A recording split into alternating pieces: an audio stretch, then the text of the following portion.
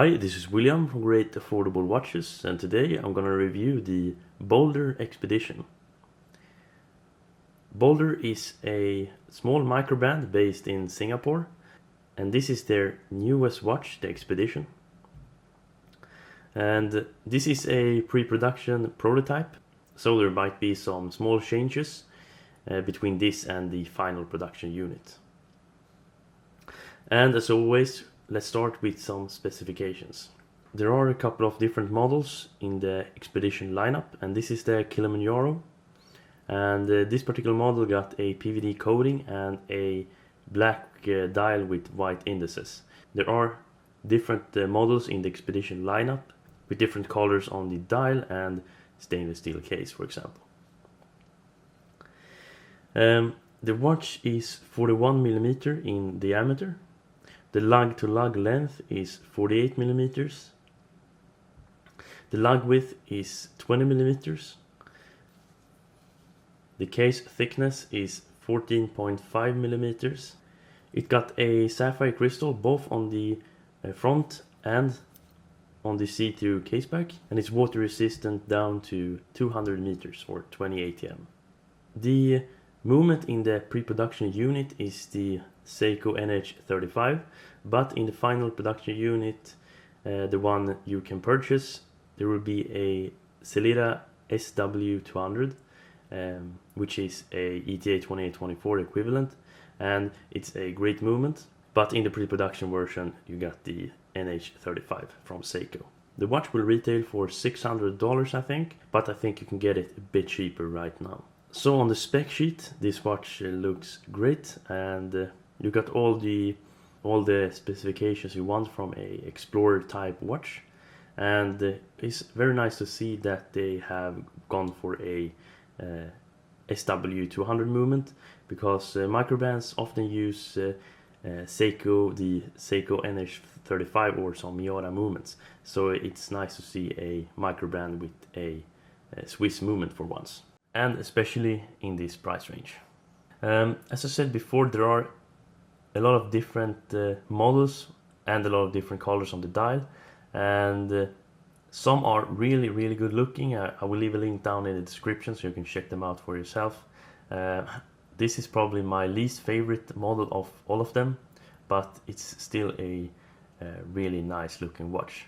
This is more stealth looking with the PVD coating and with the black and white dial, and I must say that the dial is really nicely done. The only gripe I got is the date location at 4 o'clock, but that's a minor thing. I think the indices with a mix between numerals and markers are a great choice, and I really like this combination. And the logo is also very nicely done, very minimalistic and very simple, and there is not that much text on the dial, so it's pretty clean, which is always nice. And as I said before, there is a variant, there is a version of the Expedition with a black chapter ring and a white dial, and I think that one looks really good in my opinion. The case is pretty thick, and it's pretty plain, which is a bit of a shame, but the quality and the finishing is very nicely done, and I think it feels very solid and very robust. Something I really like is that both the crowns are screwed down, and I really like the orange accents on the crown that rotates the bezel. I think that was a great choice, and not making them exactly the same. I think that's really nice looking, and especially when they have a orange pip on the second hand. I think overall the dial and the case is extremely nicely executed, and this watch is really solid, and it actually surprised me how solid this watch feels and how well thought out it is. I would have liked the date at 6 o'clock, that's my preferred location, but I still think they have done it very tastefully, so it doesn't attract too much attention, which is very nice. The crown you change time with is signed and they are pretty easy to both wind, and the winding action feels solid. It's a little wobbly, but nothing major, so that's not a real issue here. They are very easy to screw in, and it's very nice that both crowns are screwed down. Something I don't like about this watch is the thickness. I know that the watch is 200 meter water resistant, but I'm sure they could have gone for a bit smaller and slimmer case. And even though it's 41 millimeters in diameter and the lug length is only 48, I think this watch is still a pretty chunky and big watch. Now I'm used to smaller watches, but even so I think this is a pretty chunky watch.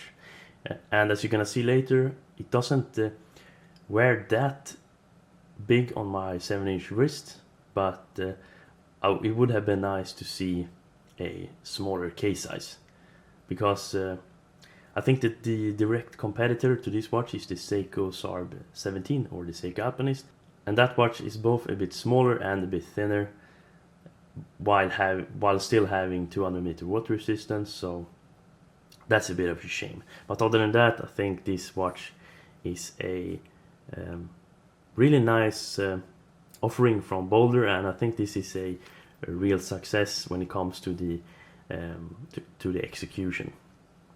And me personally, I think a field watch or a more explorer-like watch is always something nice, as I find them very interesting, and they are not that common on the market right now, so I think this is a very nice thing they have done here. And this watch offers a lot of value, especially with the Swiss movement and the water resistance, and I think the design is very nicely done as well. And of course, let's do a wrist shot so you can see how it looks on my wrist. So be right back. Okay, here it is, and I think it sits quite nicely on my wrist. It doesn't wear too big. It's, as I said, it's still a pretty big watch, and if you have smaller than 7-inch wrists, I think this can be a bit of a problem, but it doesn't wear that big. But as I said, it does wear kind of thick.